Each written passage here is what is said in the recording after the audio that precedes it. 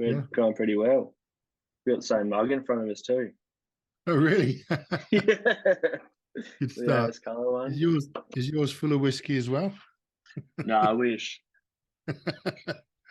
Yeah, me too.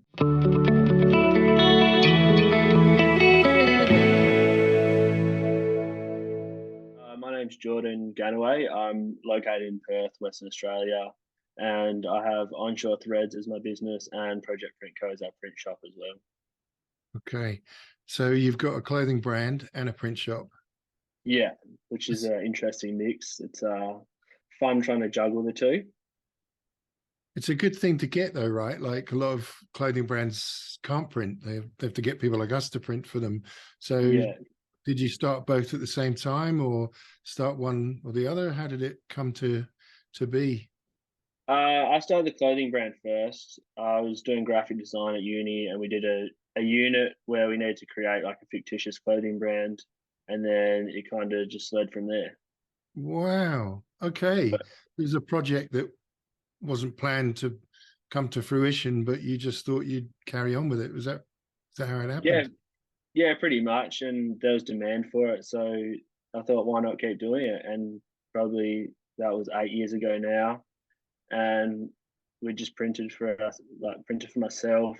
Um, just learnt screen printing through trial and error. The first shirts we did were like a heat transfer from Spotlight, which, as you know, are shocking after the first wash and pretty much fall off. So once I saw that happening, I was like, yeah, we gotta up the quality a bit here, and got Rizzo screens made up, and learnt through that way. And so you started with heat transfers and then jumped straight to screen printing. Yeah, after that first sort of run of shirts and it peeling straight off, I was like, this ain't gonna work long term. Okay. Yeah. And did you start? Tell us about the first press and how did you make that all happen? How did you cure the inks and what inks were you using? Were you using Plastisol or did you start with water base or? So when we first started, we didn't even have press. It was just using a screen straight on the shirt and just screen printing like that. Just using water-based inks because I didn't even know about Plastisol then. It was just what I could get available at the local hobby shop. And so we started with Permaset, just curing with an iron. Yep. Um, and I did that for probably the first 5, 6 years of the business because I still didn't know what Plastisol was. Sure. But, yeah, as soon as I found out what Plastisol was, I made the switch pretty quick. Yeah, that's a common a story once people realize how hard water base is, and then they get this plastisol thing and they go, wow, this is heaps easier. So that's Yeah, amazing. How did you sell the garments? Like this, you said this was 8 years ago, is that right? yeah. This is about 8 years ago.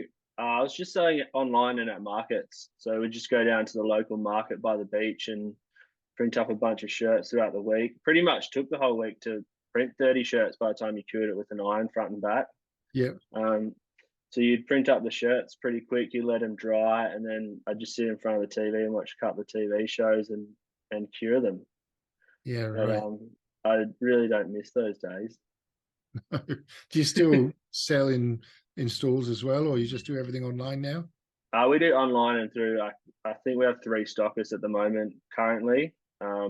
It always fluctuates depending on who wants stock and who doesn't want stock. But yeah, it's a hard game to sell your own product. I feel like these How days did it's so saturated.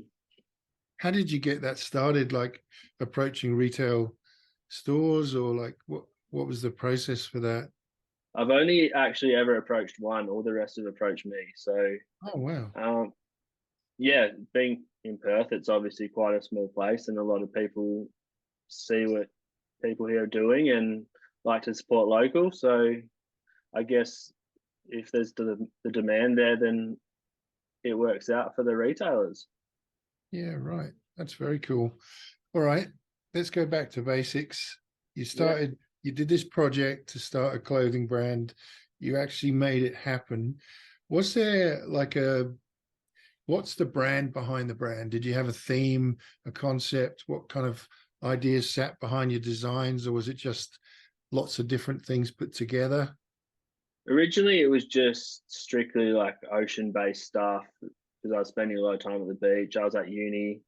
I could had pretty much free reign to do whatever I wanted with my spare time. But as it's evolved, it's sort of followed my interests. Like when I get into something new, I guess you can sort of work designs through that, and as your taste change as a person and whatnot, it's always evolving. So now we're into a fair bit of like motorsport sort of style designs, and which can also work in the same sort of surf field, I guess. Mm-hmm. So that's your But target demographic is the surfy kind of culture. yeah, so definitely surfy culture through that one, and just sort of evolving the designs as we go and pulling reference from stuff that I'm interested in now. And one of my employees also, he came on as a screen printer just over a year ago, but he never told me that he could design. So when I Okay. found that out about 6 months in, I was like, oh, you can make all these ideas that I've always had. He's a really good cartoon artist too, so that was Oh, super yeah. handy. When you started out, what actual garments were you printing on? Like, was it a brand? You know, was it AS Color or was it something out of Kmart or something? What did you print on? When I first started, I went to Kmart, and then I went to, I think I used a couple of Gildens for a while, and then I went to AS Color. And once I sort of found the staple tee, I ran that for quite some time. It Yeah. came out at a pretty good price point, and yeah, really good quality for what it is. And are you still printing on that, or do you print on other brands as well? We predominantly print on AS Classics, and we do a bit of Comfort Colors as well for the I brand. wondered about Comfort Color, yeah. So because they just look much more beachy, surfy, faded, muted colors, and it Yeah, just seems to be that market.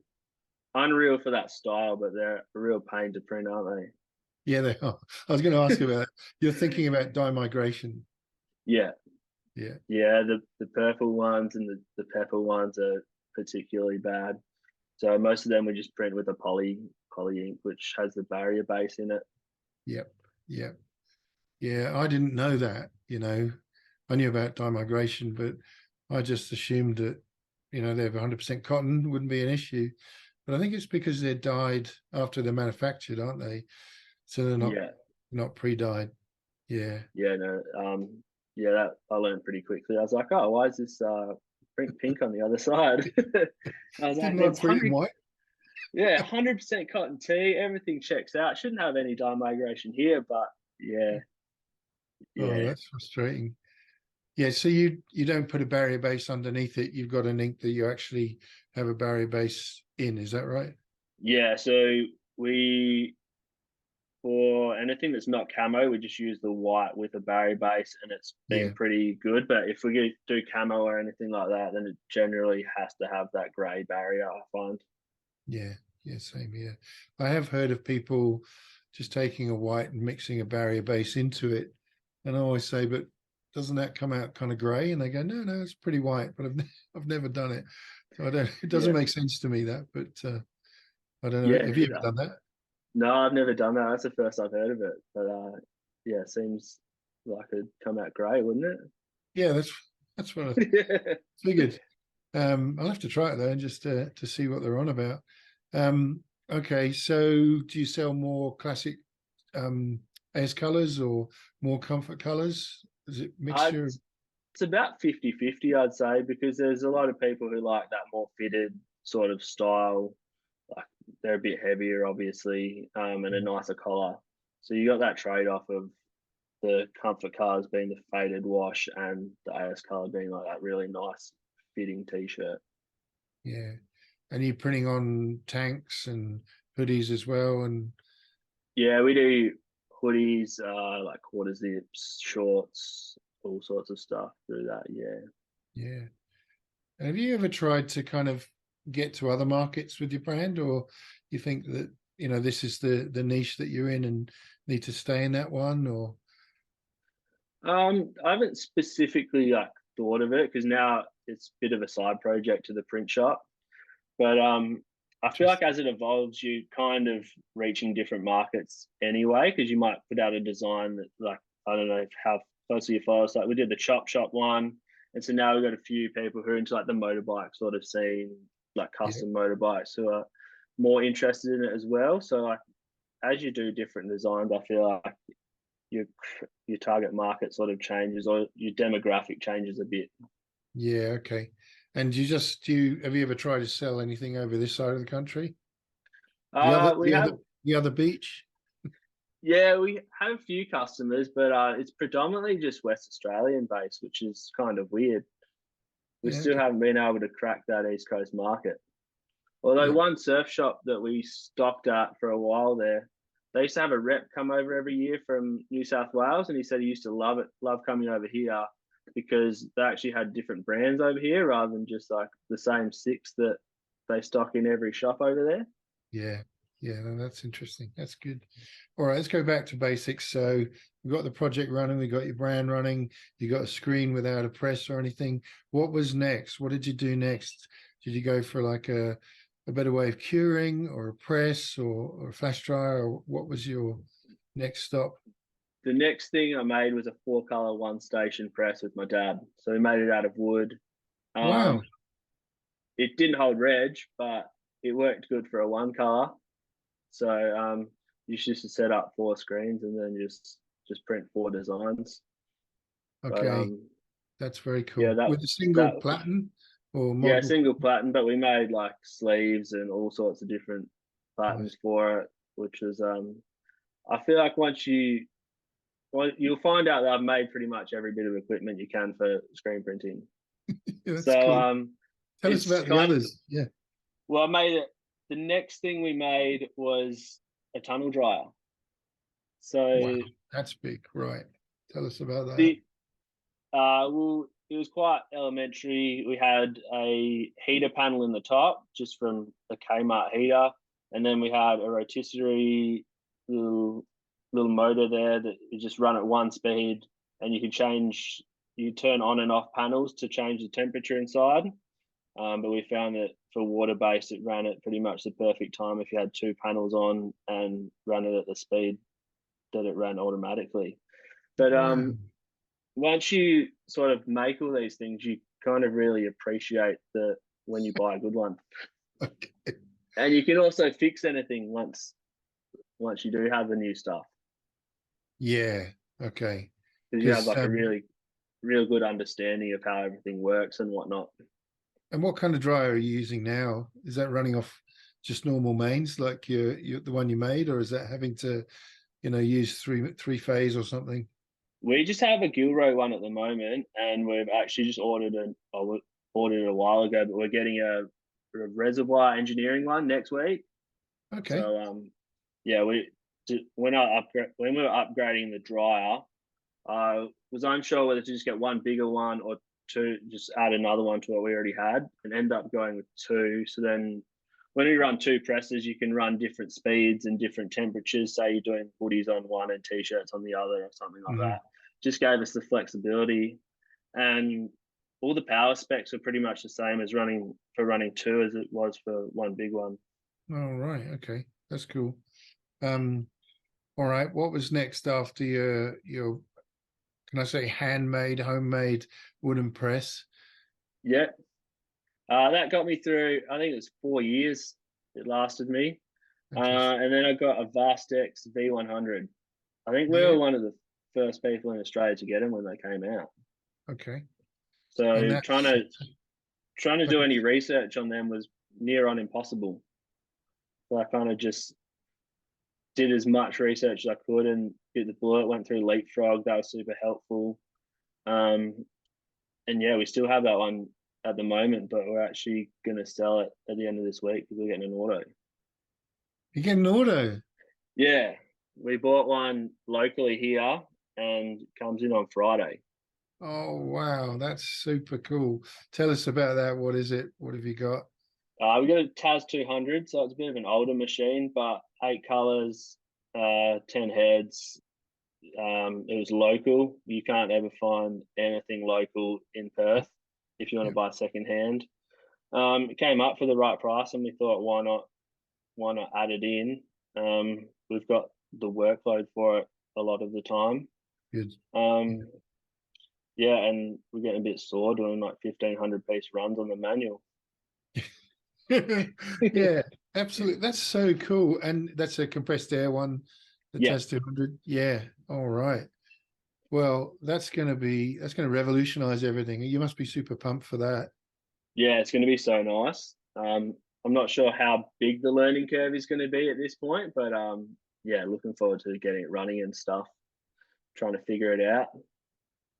And I think, you hear people talking about not starting on an auto. Like I know people that have started on an auto and then have, for various reasons in their career, moved somewhere else and gone to a manual and found that really difficult.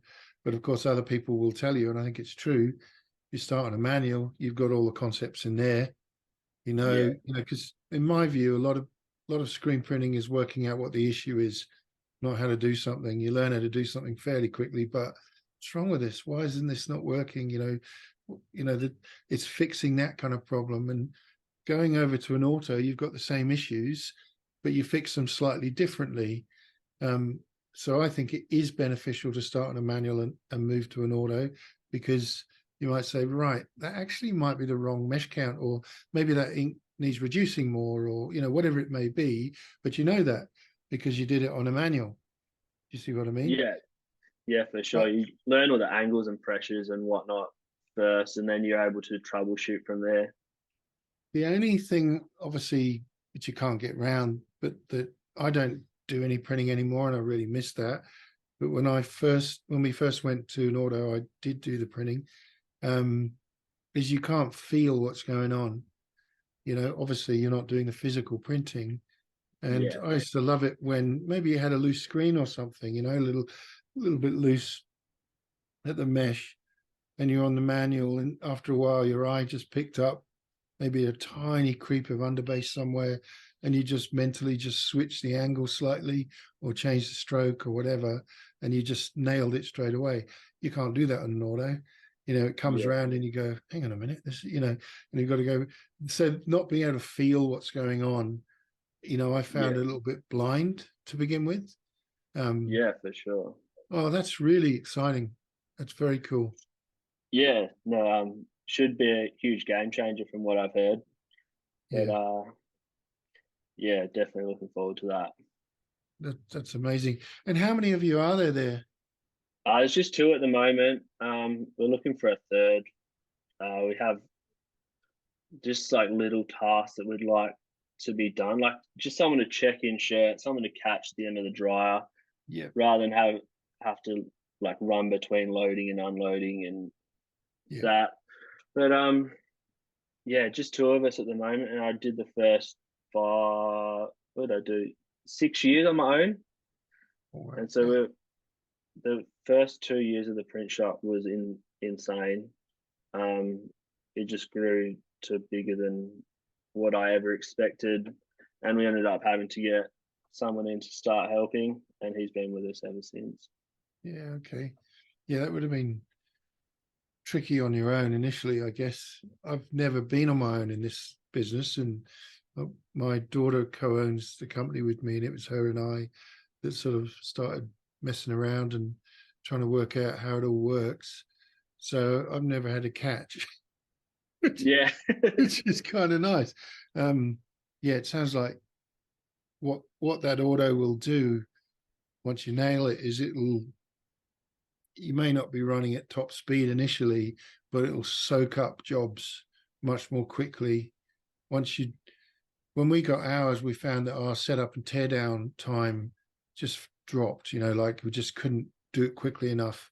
There are times when I kind of was like, gee, let's get this back on the manual and just get the job out the door. Once you get that kind of nailed, um, it'll soak up jobs. So if you suddenly have a spike 1 week or 1 month where you've got more quantities of jobs, let's say not necessarily the quantity of garments, so you've got a greater number of jobs to print, it'll just eat through them more quickly. And then when you kind of start to, in our experience, when you start to kind of plateau on that, you find that you need that extra person, and then you can ramp up the speed and really start kicking it out. Yeah. And that's what I liked. I thought this trajectory we were on was very steep, learning, but also the amount of work we were getting. And we waited and waited and waited, and we got someone else doing the printing because I'm in my mid-50s, not a young fella like you. And, you Yeah. know, I just couldn't keep doing it as much as I loved it. But then he had to go. He was a student. He was great. He had to go and teach kids, and it kind of fell back to me. And we were like, "Wow, we need to get an auto. We can't do this." And it just took off so quickly for us. It was unbelievable. So we Yeah. really appreciated getting that. Yeah, good stuff. Yeah, I think it would make a huge difference. And some of our as we've grown in the print shop, we've just grown with our customers. So like people who are ordering 30 t-shirts 4 years ago are ordering 300, 400 now, which is Yeah, a big thing. So like that's going to take a massive load off just doing those long runs by hand. We have one customer, a band, that'd be our biggest customer, and they have multiple color designs, like 500 garments each. So I think last year we did a 6 color front print on 450 shirt jumpers or something, and that was just a long couple of days. mm. Yeah. No, Yeah, imagine that going around a carousel. You're loading a garment on the carousel, and it comes around for the first time, and it comes off and goes in the oven. Like yeah, so nice. yeah, compared to a manual, that's just wow. That's so cool. Oh, I'm really stoked to hear that, mate. That's awesome. Um, and are you going to keep your two manuals, or are you going to We're going to keep decommission the one? Or cruiser and get rid of the Vastex. yeah, So we'll keep the bigger one with the side clamps and stuff. We run yeah, that all the time. It's a bit newer, but yeah, we'll keep the cruiser, get the auto. We'll have 2 dryers by the end of next week. So it's all yeah. happening around here. Wow, it's full on.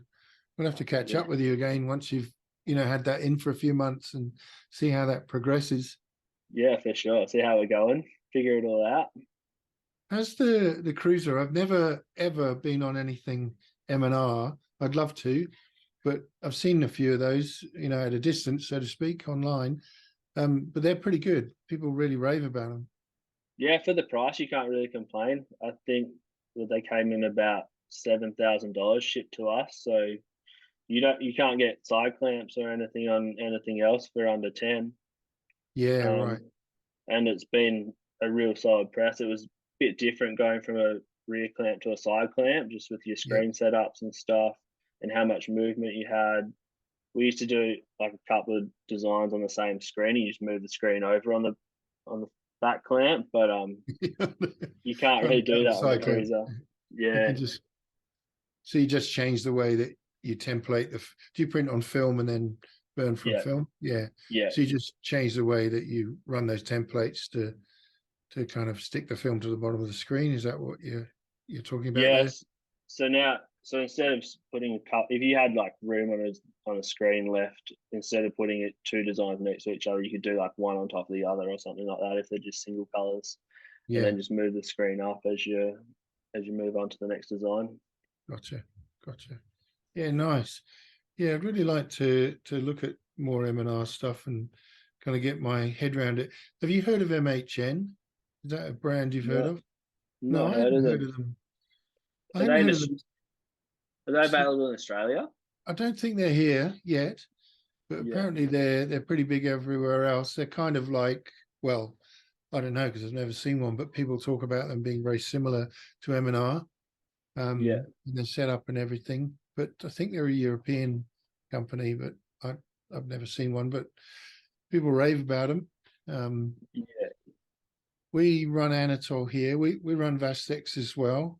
We've got a couple of manuals, small V100 like the one that I think you've got, yeah, which we're using for live screen printing, and plastisol transfers or something, super easy like that. yeah, Um, and then we've got a Vastex V2000, 8 color, which is currently in storage, and we've got a 10 color 12 platinum automatic, which is an Yeah. Anaton, which we like. I think there's a few issues here and there, but that may be common to all automatic presses for all I know. Yeah. But I like Fastex. People kind of knock them a bit because they're so kind of robust and heavy.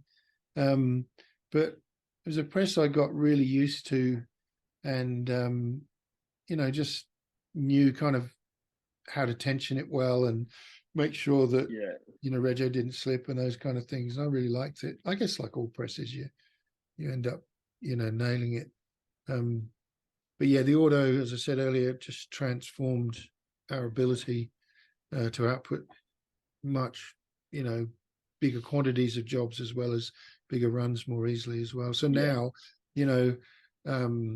just the other day, Lydia, who runs the team, there was an urgent thing change. Customer came on and said, "Oh, look, can you do this today instead?" And we were like, "Great," and it was 200 garments or 220 or something like that. And I said to her, "Do you think we could get this on?" And she looked at the artwork, and the screens were made, and she just said, "Oh yeah, I'll do that next. Only take 20 minutes. It'll be fine." But so couldn't do that with an auto, right? Like it would just be several, at least 2 hours, I'd say, possibly 4. So yeah, I think you'll appreciate the difference without a doubt. So what do you use to print your film with? What kind of film positive printer are you using? We just have an Epson 9700 or something.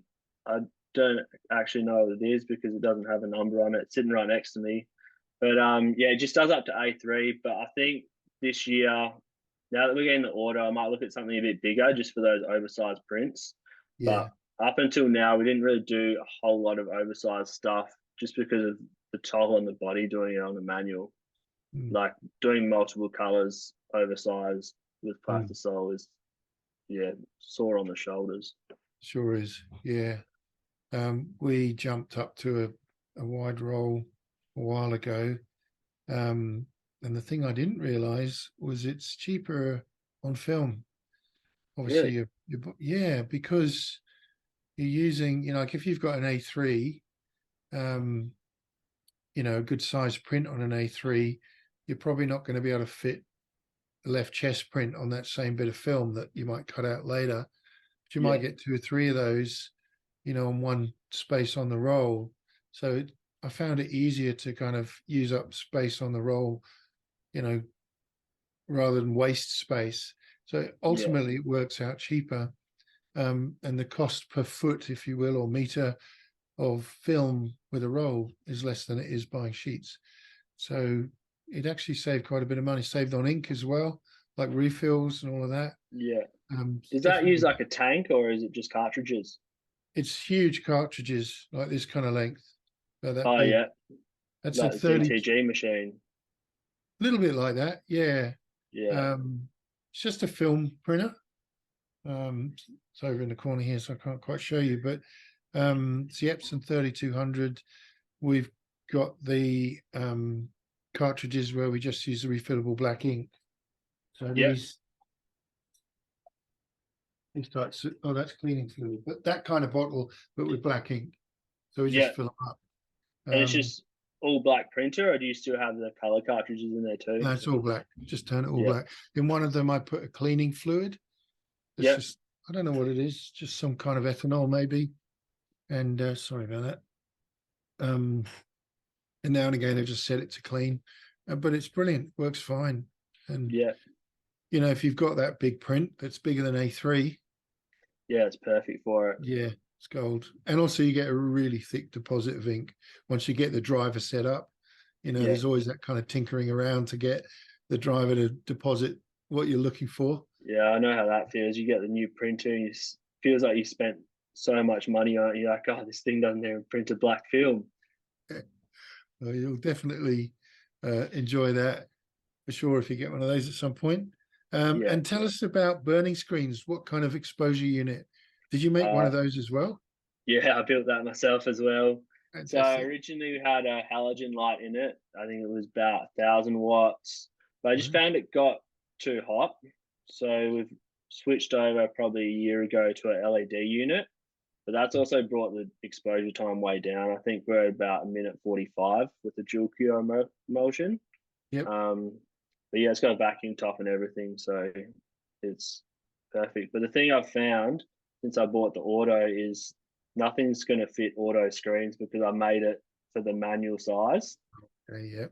which was something that I didn't consider when I was making everything that would ever upgrade to an auto. So that's probably a tip if I ever was to give someone a tip who's starting a screen printing shop is maybe prepare better for the future. And if you make it bigger, it's not necessarily going to be a bad thing. So was that LED one you made as well, or did you buy that off the market? Or Yeah, that one we just changed out the light bulb on the other one. okay, yeah. So yeah, and that's like 100 watt LED light, so it uses way less power and runs cooler, faster exposure times. Getting like really good half tones as well on that too. And you're using, did you say dual cure emulsion? What Yeah, kind of emulsion would we you use? use I think it's Chromaline CP Tex. Yep. It's yeah, pretty much started with that. I've tried a couple of others since I've started. I keep going back to it. It's just so easy to use and good exposure times. Works with water based and plastisol, which is handy as well. Yeah. So you still do a bit of water-based printing as well? Yeah, we probably do about 80-20 plastisol water base. It's still nice to have that option if someone wants something soft or even on fleece that's really lumpy, just to get a Mm, really smooth print. mm. Like sometimes you can get some absolutely shocking hoodies that you can't get a nice print with plastisol on. But on your auto, you will be able to.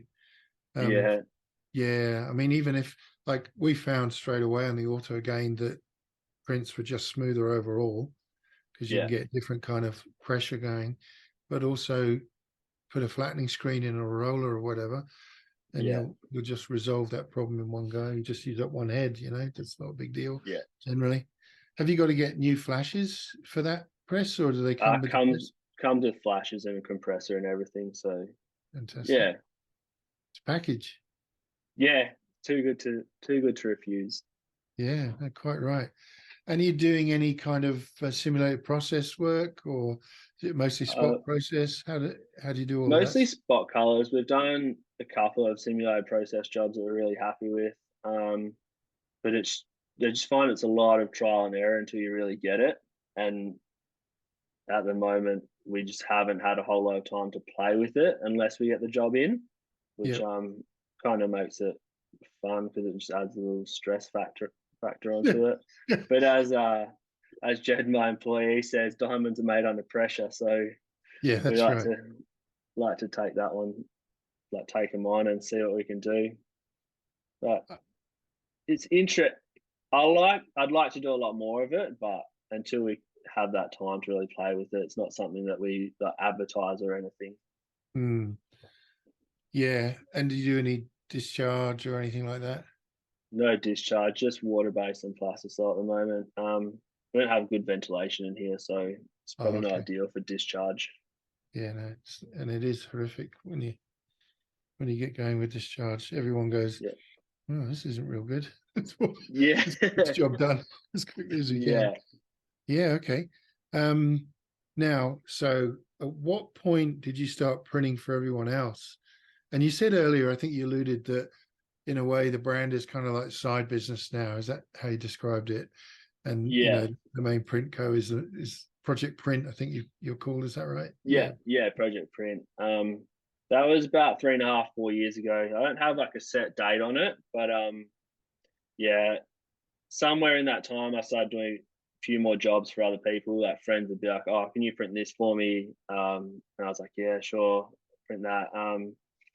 And it was just like a lot of workwear and stuff like that for friends. But from that, it's just grown exponentially.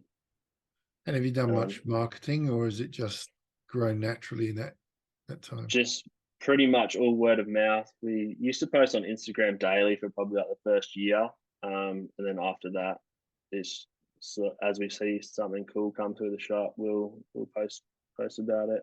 This year we haven't done a whole lot. We're just trying to get everything in order to be able to handle those bigger orders and stuff. Get the auto in, and then we'll probably ramp up again Yeah, with the marketing. yeah. We just So your found that, main channel for marketing is Instagram. That's what you're yeah, saying. Yeah. yeah. That's pretty much the only marketing we've done. We've never done paid ad or anything like that. Yep.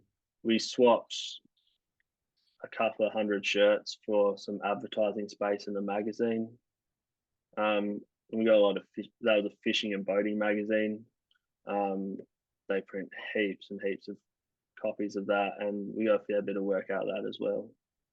But apart from that, no formal advertising or anything. And what about the business side? Like, have you got any business training, or is that all kind of, I'm just going to learn this on the go, or was there anything there that you had already? No, pretty much all on the fly. I've never held like a high position in a job where I've had to be a manager or anything like that. So everything that I've learned has just been on the go or asking people, research on the fly, Mm. which is kind of interesting. Now that I've been in the business world for a while, I've sort of learned that there were lots of courses out there that you could have done, but at the time I didn't really know about it. So You yeah, just got on and did it the hard way. yeah, learned on the job. What better way? Do you see yourself, like you mentioned earlier, you're younger than me there, but even you, if you got a big print run on the manual, it's hard on the body, and it's still hard on an auto. It's just you're not doing the press, so you still Yeah, obviously got to load and unload, and in theory it's going a lot quicker as well. Right? So, yeah. but do you see yourself um, moving more to the kind of business end of the business, or continuing with the print end, or like what? Because a lot of people don't want to do the business. They're going to go, I just love printing, right? It's the artisan, it's the beautiful graphic that comes out. It's a replicable process there. And some people kind of go, yeah, that's good, but this stuff interests me more. How do you feel about that? I'm on the fence. I think about them both. If I have a bad day on the press, then I'm like, oh, I just want to run the business. If I have a bad day business wise, I'm like, oh, I just want to stay on the press all day. But I think ultimately, as I get older, I'm probably going to have to move off the press. I still love printing, and I'd rather be printing, but I do have like quite an interest in business and stuff. Listen to a lot of business podcasts, Oh, wow. which yeah, um, it's it definitely interests me a lot, the business side of things. But I wouldn't exactly describe myself as like a businessman. No, Like I'm just that's, a guy who prints shirts and yeah, it has to kind of have a does it business to right. make it happen. Yeah, Yeah. yeah, yeah. No, that's cool. And your markets are bands and obviously the surf side of things for your own brand, but the stuff that you're printing for other people's around bands, is that correct? Yeah, we do lots of bands. We do lots of fishing and boating companies, and there's a lot of small brands in Perth that are surf related as well that we do work for. Okay, that's good. Have you thought about other markets, or you're just cool with those ones for now? I'm pretty cool with those ones. Keeps us super busy already, and it's kind of the markets that I know. So I quite like the like motorsport sort of side of things, but lots of simulated process over there. So Mm. um, maybe one day when we figure that all out, we can start targeting that. But we're pretty happy in our lane at the moment. Would you do your own separations for simulated process, or outsource it, or how would you do I those? I do all the separations myself. Up until recently, I haven't used any separation software. Just with Photoshop and Illustrator, just selecting color channels. Yeah, For one recent simulated process job, I did get I think it's separation studio or something, which just helped with the output of those halftones. yeah, yeah. Halftones always the bane of of any screen printer's life. And do you mostly print on 43Ts, 77s? What's your kind of choice screen for most prints? We're 55 and 63, pretty Okay. much Yeah. mostly. We do have a couple of 43s just for those water-based jobs, where you don't want to clog up as much. Yeah. Yeah. Keep them But open. yeah, So in terms of getting going, what would you say if if someone came to you today and said, "Oh, screen printing, I'd really love to start a screen print business." What would you say to them? run. Get No. out of here. Don't do it. Yeah, no, probably just prepare for the future. Like a lot of stuff that I didn't do in the beginning was I didn't record everything for every job, and I just kind of winged it a lot. Which once you get bigger and busier, you kind of can bite you in the butt a bit, because you, like when we started, we had just tub colors, and then we started mixing Pantones. And you're like, oh, I'll just remember that color, and then you maybe have like three, four, five of the same similar sort of color, so it can be off for another job. Like recording like distances down that you print stuff and sizing and everything. If you're on Mm, top of that, then it makes it really easy to replicate everything, and it makes it really easy to have a solid product between like print operators and stuff too when you're setting jobs up. So mm. I found that like if you leave it to chance, it's kind of not the best idea. Yeah. Yeah. Fair enough. And inks, what kind of inks do you use? Like what brand of inks? We use Union mostly for plastisol. We use a bit of Magna for water based. They got a really good white that has a good open time on it, and it cures a bit quicker than the Permaset, and then Permaset for colors and water based. Do you remember what that white is, the Avion white, the Magna white that you mentioned? You know what it's Uh, called? Not off the top of my head. Okay. Send me an Might be email like on that. And a V4 or something, possibly, but I can definitely send that over. yeah, it just might be interesting Do to you find that out. do you print much water based?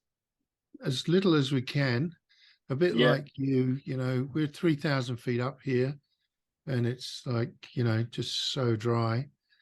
yeah, Um, so it just closes up even on a really, on a 43T, it closes up real quick. We have actually got some new whites though that a guy called Danny from the Flippin' Sweet Print Co in the UK recommended to use as an underbase under a yeah. plastisol. What was That's that his one? kind of trade secret. And it's a Magna, and I can't recall the name of that one either. Um, and he does it. He works on a manual, but he does it to try and get what he thinks is the smoothest plastisol print you can get. So I'm keen to stick that in the press and get the guys trying that out as an underbase. The problem I've Yeah, got with it is it slows the curing time down, and that's going to be another problem for you, right? Once you yeah, get going and on that auto and those jobs start to really fill up again, it's going to be about getting them through the tunnel dryer as quickly as you can, and then you get, I don't know, an order for 500 with a water-based ink, and everything has to slow down, right? yeah, So yeah. I don't like We've it as an ink. we've messed with the underbase, using it as an underbase under plastisol, like really good results. It's just that the cure time on water base these days. Like we don't have the time to run a water based job like that's really big. Like just the cure time on it is ridiculously slow compared to plastisol. Yeah, yeah.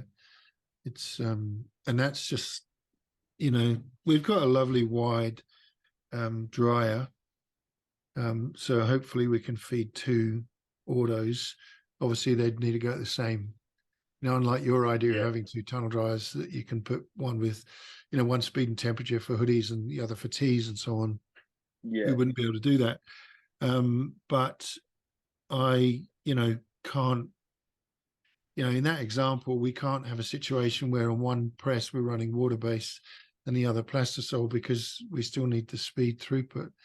So yeah, I just don't feel like we'll ever really get back into it. I started on that it's like you, I Yeah, didn't know what plastisol was, and when I first heard about it, I was like, well, that sounds really hard. I think I'll stay away from that, you know. And then, of course, yeah, one day we took the plunge and went, yep, this is good.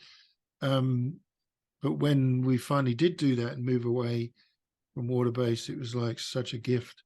So I don't think we'll ever go back. Occasionally we do. Somebody says, I really do want water based ink, and we'll make it happen. We used to do a bit more discharge, but like you know, it stinks. It's not good for you. It's slow again. Um, and so yeah, plastisol for us is king, really. You know, yeah. um, do you have a dip tank? Like, how do you reclaim screens? No, just with a pressure washer. So we just spray it on, scrub it down, and then we Blow it find that off. that's still quick enough. Yeah, we Oh, it probably can be. Yeah, yeah, yeah, for sure. we don't use heaps of screens. Like we do a lot of repeat stuff, and we do like a lot of single color stuff. So it's not like we're reclaiming 5 screens for a job. We probably run maybe 50 to 60 screens a week, maybe. So it's not that bad to just reclaim 15 every morning, Yeah. which Okay. is what we sort of do. We just have one person we just stack them all up, and then we have one person who just cleans all the ink and tape off them, and then one who just strips them. Yeah. Okay. That's cool. Um, And with that, do you have a thing where, so how do you take ink out? Because I'm really interested, like different councils in different parts of Australia have different rules about what can go down the drain. That's to say Yeah, the sewage rather than the, you know, the stormwater. Um, and we have complete separation at that point. So we make sure that um, no inks basically or any other solvents go anywhere near the sewerage, and we have yeah. those chemically taken away and chemically treated. Do you have something similar, or how do you dispose of ink? All that ink and is just like wiped off the screen with a rag, and then we just use terp, so it's pretty much clean by the time it gets over there. And then we Gotcha. just have yeah, so it doesn't really get to the sink. That's one of the benefits of not having a dip tank, ironically, because Yeah, you know if you've got 200 liters of water and chemical in a dip tank, you know, and it gets spent, which happens, you know, three yeah, months in, it's inert almost in terms of its power to reclaim. Um, you've got to dispose of that liquid. You can't put that down the drain, right? So it's a yeah, real nightmare. You've got to work out how to get rid of that. So at least yeah. you're not doing that. So you're just using the dip tank for reclaiming, because I've heard that people use them once you've done your exposure, you dunk them in there, and then you wash them out after that. And I feel like that will probably do us a bit more of a benefit than having them for reclaim. We use both. So we've got two dip Yeah, tanks. One is for reclaiming, and the other is for doing what you said. We burn the screens and put them in there for a minute. It just softens up the emulsion a little bit more, which means when we come to blow out the stencil, it just falls out more easily under a lower pressure. So when yeah, anything's super detailed, you know, the higher pressure, the more likely you are to blow something out. And yeah, for so sure. that's what we do. Um, Depending on the emulsion that you use, that dip tank with just the water in it, after a while, it can really stink. For some reason, it stinks of rotten eggs. And we've tried a few different emulsions, but eventually they all seem to do that. Yeah, The other dip tank is just for reclamation. So we like you, we take the ink out. We use a Franmar soya-based chemical. I can't remember what it's called to get that yeah, out. We find that we also use white spirit if we need to. Those then go. We put in 5 at a time in the dip tank. When it's just been replenished, the guys do it for like. Well, the guy that does it here is one of our team from Bhutan. And I asked him the other day, so how many seconds are you running that for? He said 17. I said 17, not 16. 17. But obviously the longer over time, it becomes longer and longer. But he puts them in for yeah, 17 seconds, takes them out, stands them, and then just blows them out one by one, does the next one, and so on. yeah, That's pretty quick. When you've got your auto, you're going to get those bigger screens, right? yeah, So you might find that is more useful because you Bigger Yeah. screen means bigger cleaning area.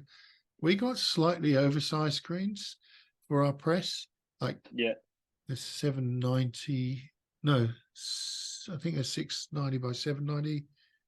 Don't quote me on that. Yeah. And we did that because we don't have to tape up on the inside at all. So they're much wider than the actual platens. Yeah. And that's really cool because you don't need to tape up. Like we tape up on the bottom and obviously tape off the rego marks, but they're much easier to clean because there's nothing on the side. There's no tape to pull out on the side. Yeah. And that's been a neat little trick. I heard that somewhere else and thought, yeah, I might give that a go. Yeah. That's super handy. Yeah. So Because yeah, I have heard of that glue that you can put in there, but then it seems like a real pain when you're washing screens out. If you get it in the corner, you're going to get covered in it. I've tried that. Yeah. You might as well just be pointing the gurney at yourself, really. Yeah. It's pretty gnarly. Yeah, so dip tank might be appropriate, at some point Yeah. because you've got those bigger screens, more to clean. Does the Taz have side clamps or front and rear clamps? Side clamps. Yeah, okay, Yeah. that's cool. Is So yeah, yours front and rear? no, they're side. Yeah. Yeah, side clamps. Obviously, the Vastex is are just a back clamp. Yeah. Yeah, and it might be much better on the Taz because we're on a Volt, which is fully electric. There's no compressed air, so the clamps for screens are manual. You pull. It's very easy to pull the thing down, but you can get a bit of movement in a screen when you do that. Yeah. So you might put a screen in, clamp it, get the micro edge right, move the other one. It might move a fraction of a pixel. Um, I have heard on the M&Rs that they have air clamps. So you Yeah. just line it up, get it regoed, flick a button, and they just bite. I like the sound of that because I reckon that wouldn't move so much. Whether it's I think they do front and rear ones for that Yeah. Yeah. technology. So yeah, I'd like to have a look at those and see how they work. So what's for the future? I mean, this week clearly is a massive corner turning experience for you, notwithstanding Yeah. you've got to do the install. How are you going to get installed first? You got people coming to help you with that, or are you doing that yourself? We spoke with the Taz tech, and they said just take off a couple of arms, enough arms to get it through the door, and that should be easy enough to put back together if you mark everything correctly. And then it's just all leveling and stuff. So I might go get a digital level and try and get it all straight. But we found out that if there are any issues, there's going to be a Taz tech here next week anyway. So that doesn't Great, happen very often. great. No, So that's a yeah. gift. Otherwise, they're available on FaceTime as well, which was another good thing. So Yeah. this corner is coming. Did you say Friday? Yeah, Friday. Okay, so Friday's coming. You're going to get that in. You're going to get it running, and over the next few months, you're going to settle into knowing exactly what you want to get out of that and how you can make it run. What's your Yeah. vision for the future after that? What are you thinking in terms of where you want to go with this business? I really want to buy my own building and then run like solar and stuff like that. Try and Yeah, right. it'd just be nice to have less of an impact with all the electricity that we pull. Because once you get an electrician in and they like, yeah, you're pulling this much power and you get your bills and you're like, if we could offset this a little bit, that'd be nice, like environmentally, but Mm, also having our own space to really grow into. Because I started in this space as a shared space. So basically, I think there was about 25 different little businesses in here when I first moved in. I moved in 25 square meters out the back. And then slowly I've taken over. I've knocked down a few walls and joined a few studio spaces. And now we're up around 100 square meters. But it'd be nice to just have something like 250 square meters that we could really just like grow into yeah, rather than have to really like force our way around things and trip over stuff to get to things. It'd be nice to just be able to grow for a bit. yeah, gotcha. I think that's really wise now that you're getting an auto. It's It's going to take up. Have you looked at the size of the footprint? Is it pretty big? Yeah, 3.6 meters across. Okay. Yeah, right. But it's gonna take up the nice little bit of extra space that we just got. Yeah, that's one big circle. Um, and what about like in 10 years or whatever, would you like to have 2 autos, 10 autos, 50, or just one? Like, I reckon just one auto and one manual. I I'd prefer to keep it small and manageable rather than have like a big beast. Because I've heard on the shirt show, I think they talk about it a lot. How people reckon they're happiest at like 2 autos or something, which is and a small team. Like I feel like the bigger you get, the more headaches you have. So for you're sure. dealing with this and that, and you have 10 people reporting to you rather than like just three, and you you really lose touch with it a bit. I feel like. Yeah, So I think if we keep it a small team, um, then you got obviously less running costs and stuff. It's not like just a money making machine. Like you yeah, still care about everything yeah. and all the jobs that come through and your customers you'll still know and whatnot. And I think if you do that, you retain the artistry of screen printing because your focus isn't on solving big business issues or any size business issues Yeah, or staffing issues so much. I have a slightly different view. Like I agree with that. yeah, And I'm old, so I'm probably you know not going to be in it for too long. But I would like to grow to 5 to 6 autos, but yeah, I'd like to do it in a very controlled way. And what I've yeah, found is, I don't know what it was like for your business, but ours, which started, we didn't really aim to run this as a business, but like people came and said, "Can you print and everything?" We said, "Yeah." How do you do that? yeah, Simulated what? What's that? yeah, And it grew, and then it grew exponentially, like you were saying. And it basically, with the exception of the year of COVID, where it didn't double, it almost doubled every year. And yeah, then when we hit a particular point in revenue, I said we can't actually keep doing this because to grow from this point to this point is an issue. But when you get to here and you're doubling it, it's now a nightmare. So yeah, if I could grow to 5 or 6, um, but gradually in a controlled way, I think it would be worth doing. yeah, But I also get the idea you're saying that it would be nice to, run an auto and a manual and, you know, have a smaller team, be in touch with the artwork, as it were, the yeah, output.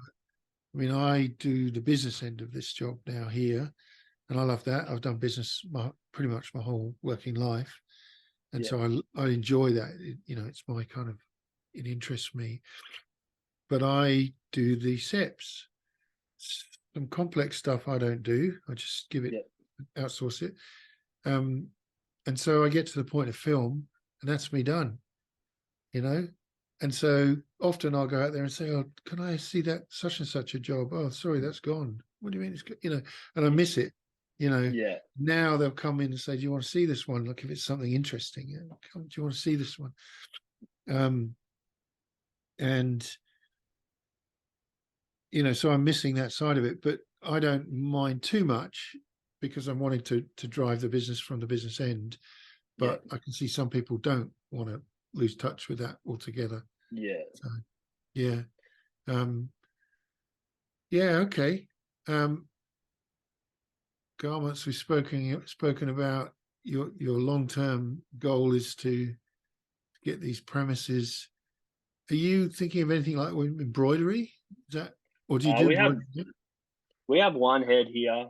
Um, it it seems to be a bit of a pain for what it's worth. It's easier to just I say easier. It's a bit of a headache still, just subbing it out to someone else locally here. Um, but it's always just you're at the mercy of their timelines and everything else that comes with that.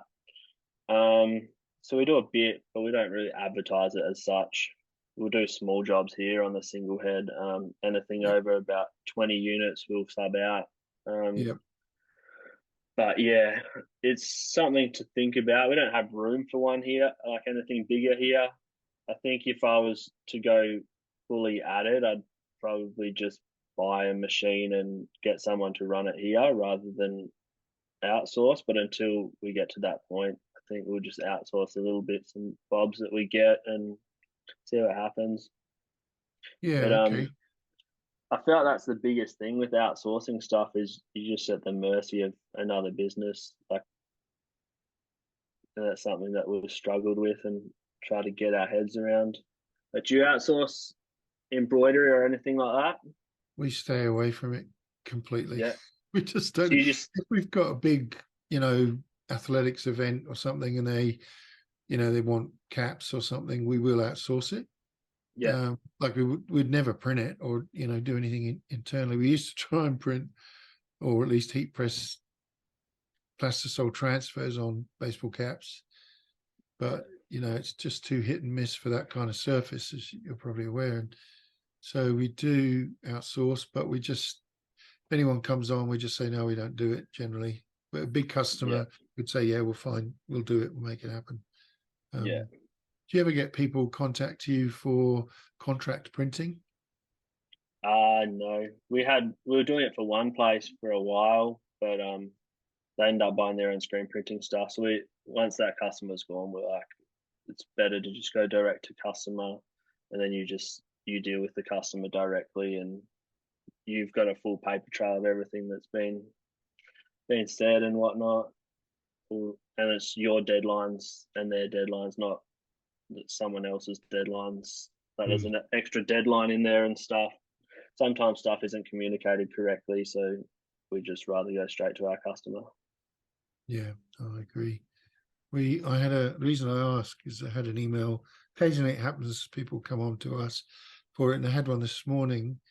And I replied and said, no, we don't do that. And I thought I might take the opportunity to just tell them why, not just, no, it's something we don't do. I was thinking about it. They wanted to supply their own garments. Yeah, Um, ostensibly they want to get a very cheap rate for it. So it's just a print cost. I don't know about you, but we make money out of the sale of the garment as well. We put a yeah, markup on it.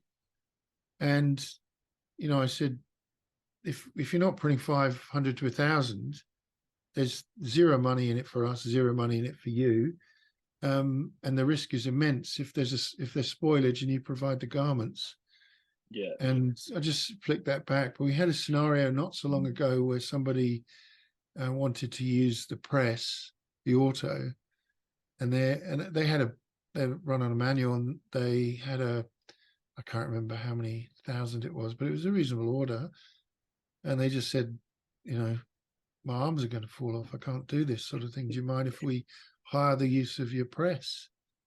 And I said, but when you think about it, that's all of your profit, yeah, because that's what I'll lose, right? yeah, And they were like, yeah, but it only take 2 hours or whatever. And they said, we'd pay you $100 an hour. And I said, that still doesn't work, like economics, just, yeah, so I don't want to go anywhere near that market if yeah, possible. We do have a couple of, really they're graphic designers who, we're their printers, but they know what our rates are. We might give them a bit of a better kickback if, you know, they're running a lot of jobs through us. Like we got one yeah, guy in the Blue Mountains who's great, and he does tons of designs for bands and businesses. And we do him a better deal, but it's still not quite contract printing. You know what I mean? yeah, It's still kind of B2C, at least almost. We try to stay away from bands. I'm really interested. Like I struggle with bands, partly because they're not interested in a partnership relationship. They just, can you get some teas for us as cheaply as you can? They're just trying to yeah, flog them to make a bit of road money or whatever. Um, Unless you're talking about AC/DC or something, right? That's a different yeah, scenario. But how do you go with that? I mean, what you said earlier sounded to me like some of your customers have grown as you've grown, and that yeah. clearly speaks to partnership and supporting one another, which is great. But do you find bands are less loyal, or are they Pretty solid. The For the most part, the bands that we print for are loyal. We've been printing with some of them for the whole 4 years, and they've grown exponentially. But you get the occasional one that'll come through just for one job. You might have been like 5 cents cheaper on a t-shirt than someone else that particular time, and they'll go with you. But the next time you're 5 cents more expensive, and they go with the other person. But I find it's just kind of hit and miss. Yeah. Like bands are really, really in it for cents on t-shirts. Some of them, Yeah. Yeah. Yeah. and they only want 15 or 20 usually. What is your So it's minimum, by the way? 20 units for screen printing. We got a DTG about a month ago, so we can do from one now. Oh, okay. Do you do Yeah, much of and that? we haven't officially like launched it. We're probably gonna do our first job, like customer job, on it this week. We've just been printing shirts for ourselves, testing them through the wash and putting them through their paces, and we're really happy with the results for something that you can have a design here and you can have a printed shirt in like 8 minutes. Yeah. Full color Especially as something well. that's full color. Stuff that you usually turn away, you can just be like, oh yeah, I'll do that. Or if someone wants a sample for something, we say, yeah, we'll just do it. We can just say we do it on DTG. Won't be like the finished product because we'll screen print it, but here's what it's going to look like on a t-shirt if you want a physical sample. Yeah, right. That's a good idea. I hadn't thought of that. And is there any sort of direct to film companies in Perth that people use? Uh, Not that I'm aware of. We use Supercolor. We do a fair bit of Supercolor. Like we got a new heat press about 6 months ago, and we've already done about 6,000 prints on it. So Yeah, it's wow. got a And is counter on it. that super color you're getting in Australia or from the US? From New Zealand. Oh, right. Okay. I Yeah, didn't so realize. it's pretty quick to get here considering. I think we order it and it's here within 6 business days. So it's probably super quick if you guys were to ever look into it. Do Yeah. you do much like heat transfer stuff or No, DCF? occasionally we like it would be ultra color or one of those technologies if we do. Yeah, We don't do any of our own stuff other than, names for, customers that have got a sports team or whatever. We just create the plastisol transfers and press those on. We yeah, do occasionally get customers that come in. We we we probably the same as you. We serve nationally, but there's a local university here, and the colleges will, someone will walk in with, I don't know, 50 pairs of pants or trackies or whatever that are like 100% polyester, and they'll go, I've got this picture of whatever, and it's full color, and you just yeah, go, oh, well, how do I even begin to explain this? And in that kind of thing, we would go out to ultra color or super color type technology and just press yeah, them on. But apart from that, we've not really done any direct to film. I'd say we've done 20 jobs in the last 4 years on yeah, that kind of technology. But everyone's raving about it at the moment. But I just wonder if I mean, I get people come on and they say, oh, they tell me there's nothing like a screen print.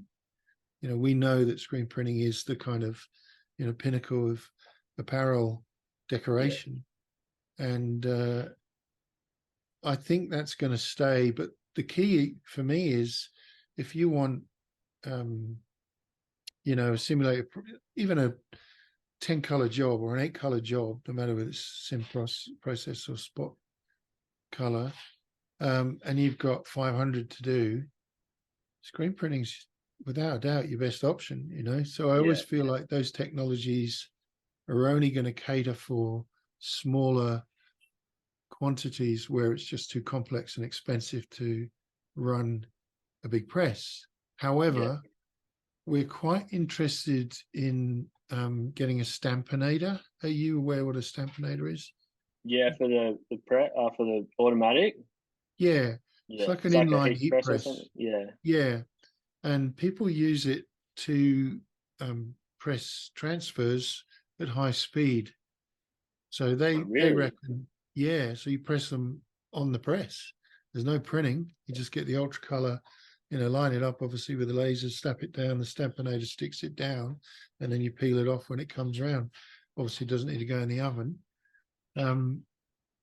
And they can actually also, they claim, if you had a stampinator at the beginning to, this is for screen printing now, to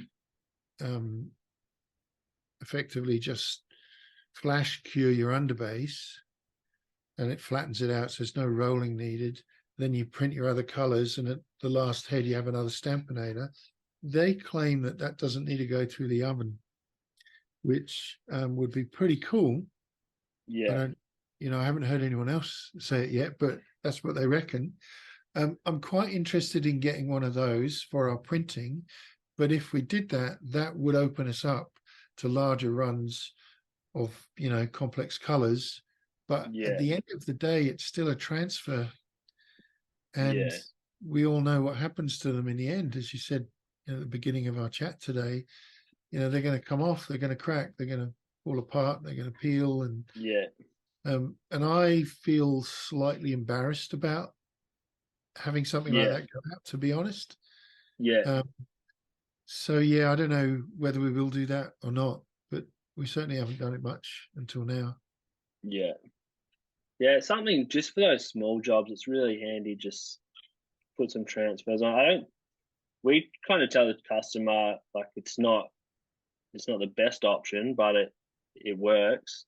Unless you want to drop colors or whatnot, sometimes it's the only option. Like stuff with heaps of gradients and heaps of colors, and like you're not going to screen print some of the stuff that comes through here. Yeah, But yeah, it's just another tool in the tool belt, really. I feel like t-shirts these days are more throwaway than they've ever been. So people might only wear them for about month or two and on to the next whatever the trend is, which is a bit sad, but I think that's what happens with a lot of these heat transfer ones. yeah. We do a lot of printing for kids groups, camps and church groups and that kind of stuff. Yeah.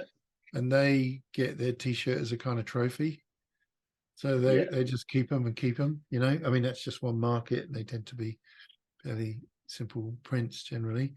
But you're right, aren't you, that there are these other ones that just get turfed. And then you meet the person, you'll go out and bump into someone and they've got like, 20 color simulated process shirt that they've had since they were 15, and it Yeah. just looks, the shirt itself has fallen apart, but the print still looks, A1. Yeah. Yeah. And you see that as well. It's a funny market. So do you have, in terms of not necessarily someone starting up, but someone that, like Shirt Show calls them shop hacks, but I'm sort of steering away from that. I like to call them tips and traps.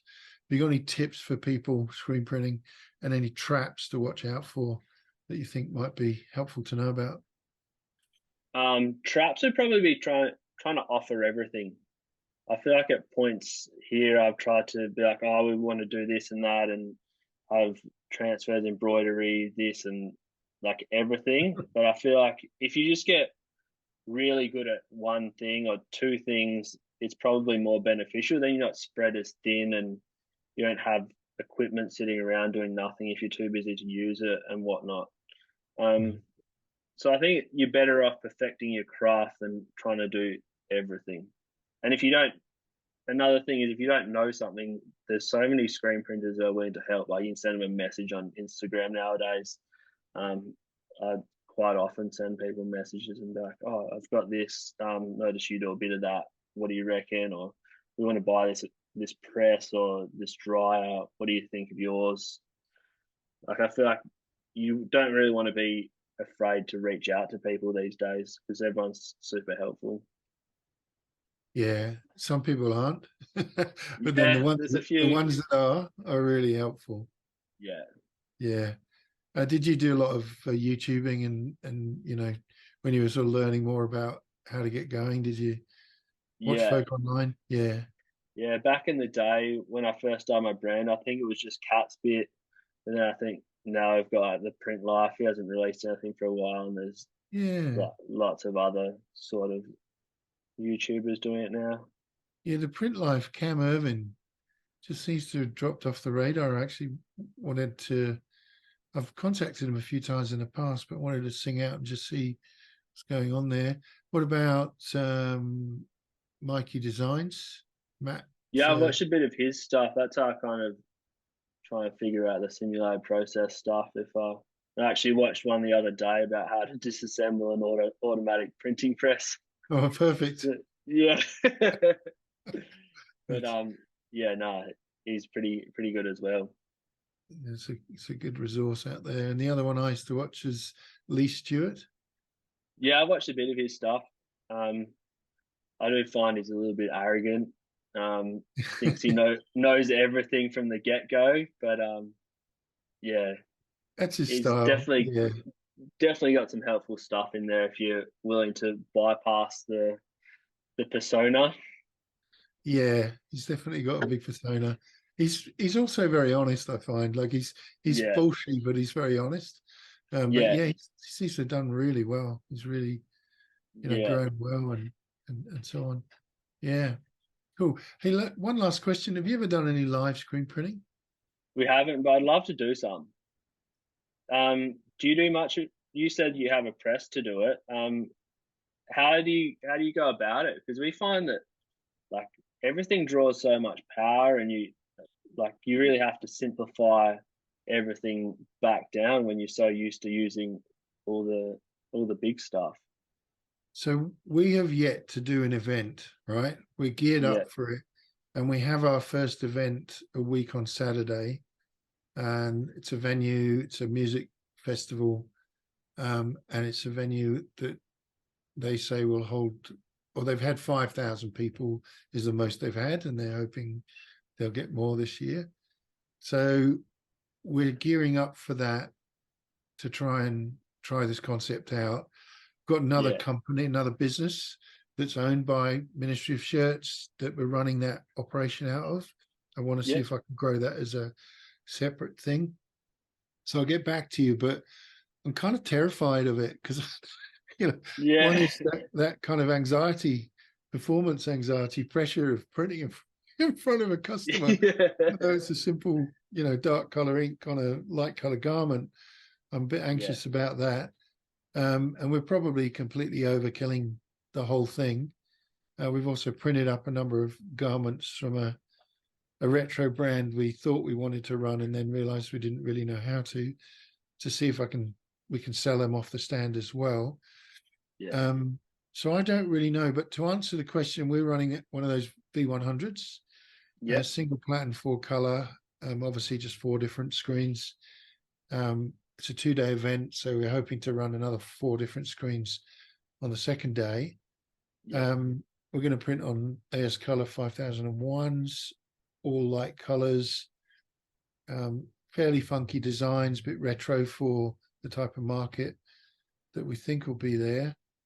And we've got a little, we made up a kind of trolley really, which is the press bolted to it on the top, and on the bottom is what is it, D1000 dryer. So not the really small one, the the next one up. intermediate one. Yeah, Yeah. And I just got that because it was secondhand, and Howard was selling it from Leapfrog, and thought, yeah, I'll have that. So, but that runs on 10 amps, so that's not a big deal.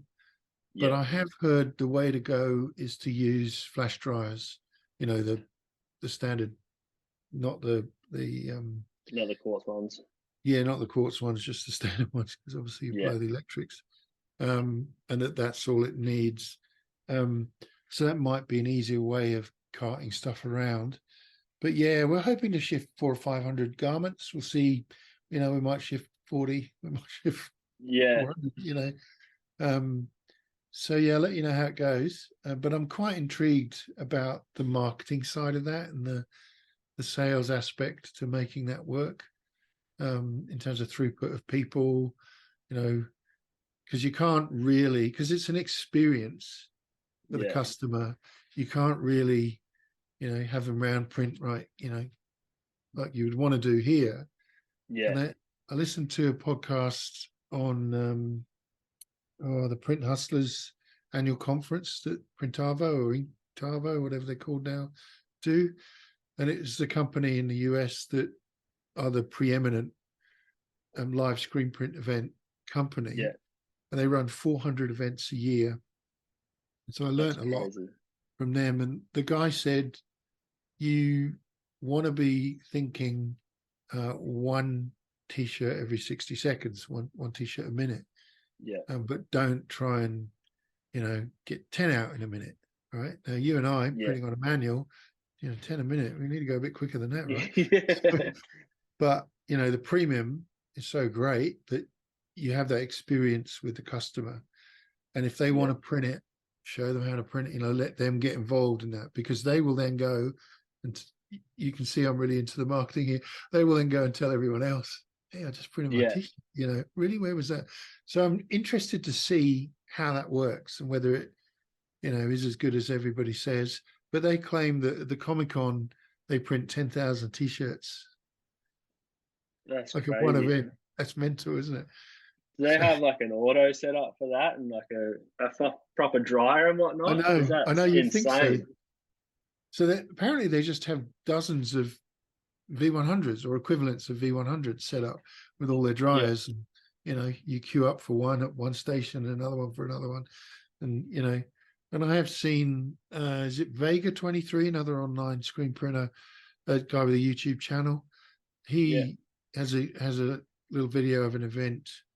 I don't know, there's probably 10 presses there. The queue was like the length of the football pitch. It was yeah. unreal. So seems like it might be a goer, but we'll see whether it Yeah, I works. think people are like just naturally like curious as to how it's done because no one's really seen a screen printing press unless you're involved in this sort of industry. Like I feel like most people have seen a heat press by now, but still the screen printing press is pretty like unseen. Yeah, yeah. I'll So let you know. people try, yeah, people try and figure out what it does and how it works. And I think if you can show them that in person and they get a shirt at the end of it, it's pretty cool. And they pay for it in the process. Yeah, Hopefully, yeah, if it all works correctly. Oh, Jordan, yeah, mate, great to meet you. I yeah. love the You too. story. Like it's terrific that what I like about part of your story there, at the beginning of your story, especially, is you know there was this project you did at college, at uni, that actually became your business, but Yeah, also that you decided to print. Like so earlier, you did your your transfers and realized that they were garbage, and said, well, let me go and actually learn how to print. And then you started yeah, building things, and now you've got an auto coming. Like it's incredible. It's a great yeah. It's story. kind of crazy, like looking back on it. Like, what was it? 8 years ago, all I wanted to do was pay my rent and get a carton of beer, and now I got to print so many t-shirts to just keep the doors open. Like, it's insane the difference in such a short amount of time. Yeah, it can grow really quickly, can't it? Yeah, Yeah. But I think the step that you're making by going to the auto, like I said, it's going to soak up so many jobs, yeah, and give you that extra capacity. My fear that we're in now is we've gone through that learning curve or that experience. And I'm now going, oh, what if this breaks, right? What if something snaps on this machine? yeah, I've got to go and get an 8-color Vastex out of storage, yeah, and I can't print this many. Oh, here's another 8-color, here's another 5-color. You know what I mean? yeah, And so that's another a thought for me of, we had a second auto and we'd need new premises like you, right? yeah, Then that may be the thing that allows us to have a bit more redundancy, because we can put a second shift on if one of them dies, that one of yeah, the presses die, because we can still go at the right speed. We just need more hours in the day, yeah, rather than, oh man, we've got to go over to a manual and we've got to do more hours just to get this job out. So that's my fear, but that's down the track, right? Like, yeah, yeah.